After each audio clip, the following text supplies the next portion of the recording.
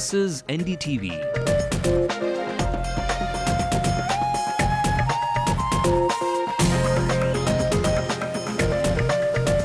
And you're watching NDTV Hindu.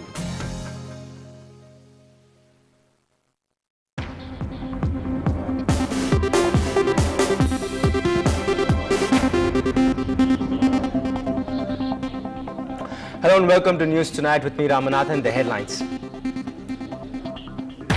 History is created in the Rajya Sabha after hanging fire for 13 years. The Women's Bill is passed by an overwhelming majority. The figure is ayes 186, noes 1. The motion is adopted by a majority of the total membership of the House and by a majority of not less than 2/3 of the members of the House present and voting. Is the Tamil Nadu government on a sticky legal wicket over the appointment of Latika Saran as the state police chief?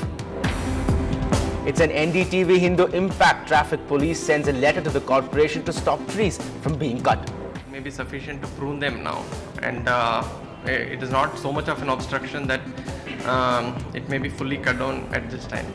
Residents of Trichy clashed with police after an accident where school students were injured.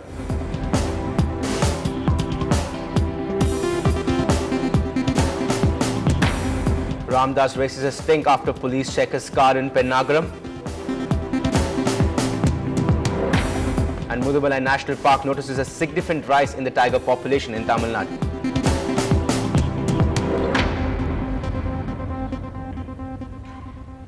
The Women's Bill has been passed by the Parliament's upper house, the Rajya Sabha, by 189 votes to 1. The Congress, the Bharatiya Janata Party and the Left Front voted for the bill. The two MPs of the Trinamool Congress, the government's second biggest ally, abstained from voting. Bahujan Samajwadi Party MPs walking out of the house before voting, claiming that the bill didn't address their demands. Earlier, 7 opposition members who suspended for their unruly behavior were physically evicted from the Rajya Sabha after they continued to squat on the floor for more than 3 hours. Prime Minister Manmohan Singh strongly defended the Women's Bill. During the debate on the bill, Singh said that the bill is a tribute to the women for their contribution to nation building. Prime Minister Singh also rejected claims that the Women's Bill is anti-minority.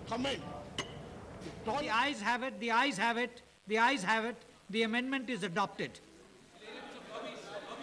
Yes. A historic step forward is a giant step forward in strengthening the processes of emancipation of India's womanhood. It is a celebration of our womanhood. It's a celebration of India's regard and respect in our ancient culture and civilization for our women. It is a remembrance, a grateful remembrance of all those brave women who fought for India's independence. And I believe it is a change for the better. It is a change which will not only address the long-standing discrimination that women in India have faced in the political sphere, but also, I believe, sir, it is groundbreaking because it is going to deepen democratic processes. This is a legislation which ensures that the slogan of inclusion is transformed from rhetoric to guarantees, to legislative and constitutional guarantees, and that is where the significance of this legislation lies. It is a logical continuation of Rajiv Gandhi's dream, by which 33% of seats were reserved in local bodies for women, as a result of which more than 10-12 lakh women are in government in local bodies in every village in the country today.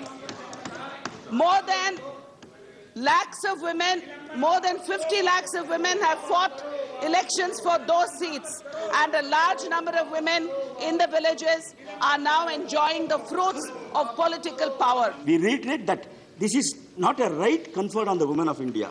Rather, it is a recognition of the fact that India is feminine, her economy is feminine, and her soul is feminine. It is a small tribute made out by the people of this great country to the better half of India. To this extent, AIADMK wholeheartedly supports this bill. Thank you. Thank you.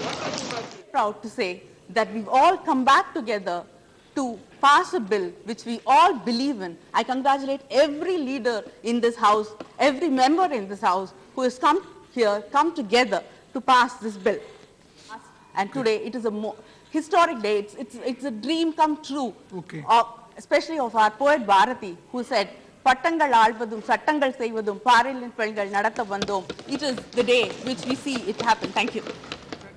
The Chief Minister of Tamil Nadu, M. Karunanidhi, has also reacted to the women's bill. He has in fact compared it to a fruit. In a statement, the Chief Minister said that the reservation is like sharing the fruit, and who gets how much needs to be decided as and when required. We also caught up with a few people on the streets of Chennai and asked them what they felt about the women's bill being finally passed. This is what they had to say. I think it's a very historical day in the history of India. It's a wonderful thing that has happened to the entire nation. We can see more women being more enterprising and participating in politics and in a lot of other social activities. It's very nice. So I feel that we are heading towards in the right direction, regardless of the divergent views that are there. So personally, I feel happy about it. I think we should take a forward step in these directions as we move forward. It's a good beginning, I would say. Of course, a lot more hurdles to be gone through, so that all parts of the society are taken through and they really start feeling the benefits of it. Coming up next, just how safe is your summer yoga camp?